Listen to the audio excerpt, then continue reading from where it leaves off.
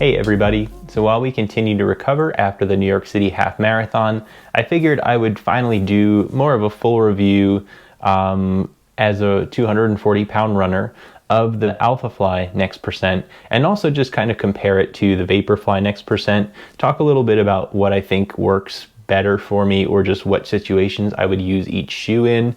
So just a little bit of comparison because these are two of the popular leading shoes out there when it comes to half marathons and marathons. And I've now had officially at least had a half marathon distance in the Alphafly.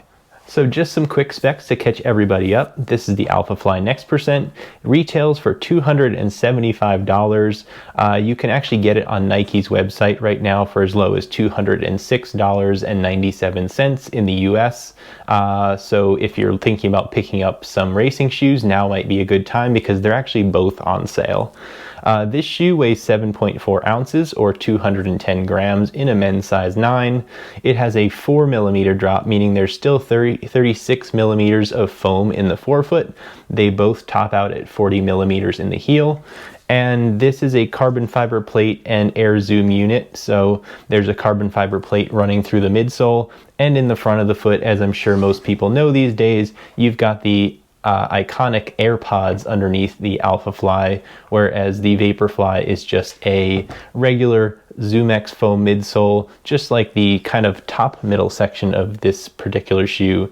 And then there's just more ZoomX midsole underneath the carbon fiber plate. There's no air zoom unit, as they call it, or those AirPods. So a little bit more technical in this one, a little more basic over here. This shoe retails for $250. This is the Next Percent 2.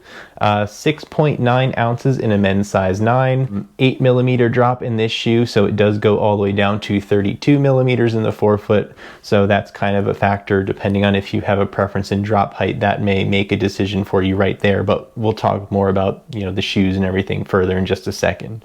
Like I mentioned, this is no air zoom pods, just ZoomX foam through and through with a carbon fiber plate in the middle. So when it comes to the feel of the Alphafly, you definitely feel a lot of bounce and response off of the road. The AirPods in particular are always propelling you forward. Even late in the race for myself, it was a particularly tough one. there's a lot of hills late in the race in the New York City half marathon. And even when my legs felt tired, even when I felt like I was slowing down significantly, honestly, this shoe continued to truly propel me forward. I felt the AirPods, even when I felt like I was struggling and moving slowly.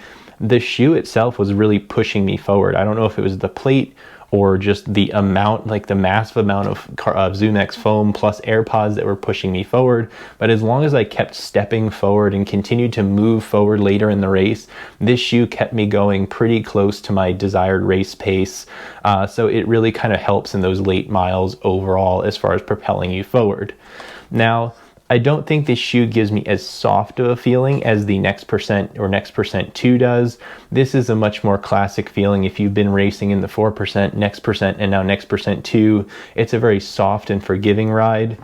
This is just a little bit firmer. Some of it I think comes from the more aggressive and just thicker rubber. I really feel like I kind of slap the ground in this shoe, where this one's a little bit more quiet and just more like I'm landing on the ground, where this one I'm really kind of slapping, and I can hear it even as I start to race myself. Plenty of outsole, rubber and everything, where I don't think you'll have any wear issues on this shoe. The Alphafly has the Atom Knit upper, which is a very, heated and stretched out version of fly knit material. So it's very see-through, extremely breathable. The laces are pretty much the same between the two. They've got kind of this ribbed texture. They really have never given me any issues with untying in any of my practice runs or races without even double knotting. And there's a nice amount of foam here around the heel pocket to help keep you locked in. It's honestly very similar to the Next Percent as well. As far as the heel cup, it's a little bit firm, honestly, for like a racing shoe, but I think you really do need that structure because of how loose and just soft the rest of the upper is. So you really need a little bit of structure to hold your heel into place, and then everything else is just based on the lacing and the fit of the shoe all by itself, because there's really no other structure. Just a little bit of an overlay around the lace holes so you don't rip through anything, but the Nike logo itself and everything is really pretty soft. There's a little bit of protection on the toe, just so I guess maybe you don't kick something or get stepped on. When you look inside this shoe, there's really no tongue. It's almost like a whole nother level from a gusseted tongue. The upper is just the tongue. There's nothing else here. There's no separation in the tongue from the rest of the upper, whereas your Vaporfly here is actually not a gusseted tongue. It's just a loose tongue. So just a little bit of a difference as well if that's something that you care about. Last little thing to note, there is a pull tab on the back of the Alphafly.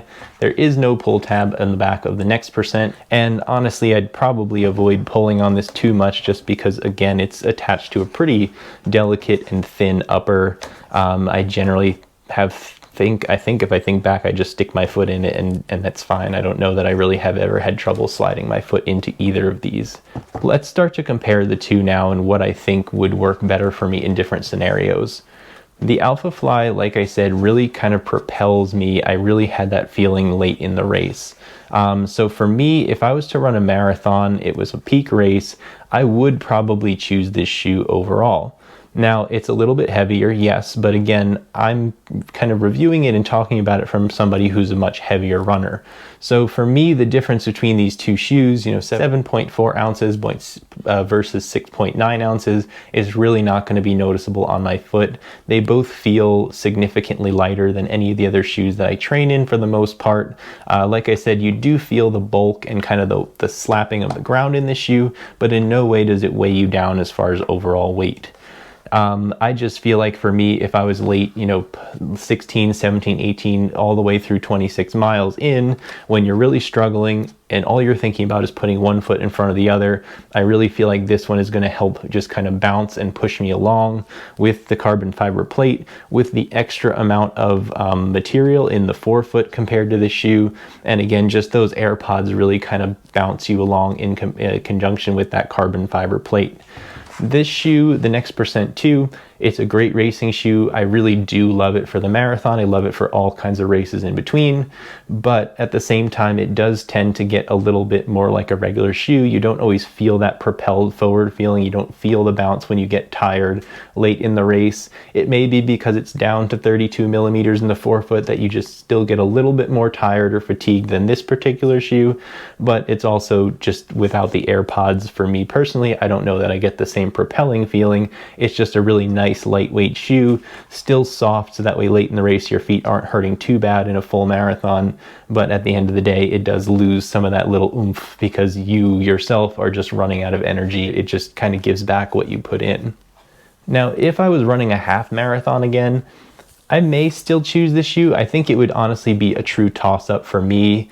Some of the factors, if you were choosing for yourself, I would say is the stack height, the difference in the drop. If you like a smaller or 4 millimeter drop, you would go with this one. If you like an 8 millimeter or higher drop, I would go with this one.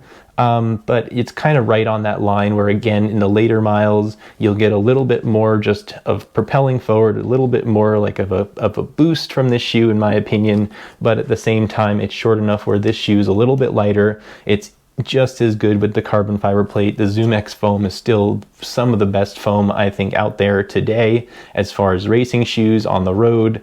And, it's really still going to get the job done. So if you like a little bit of a lighter shoe, you don't want as much of that artificial propulsion forward, then this is probably going to be the one to choose that'll be right for you. For me, like I said, half marathon, I could honestly go either way.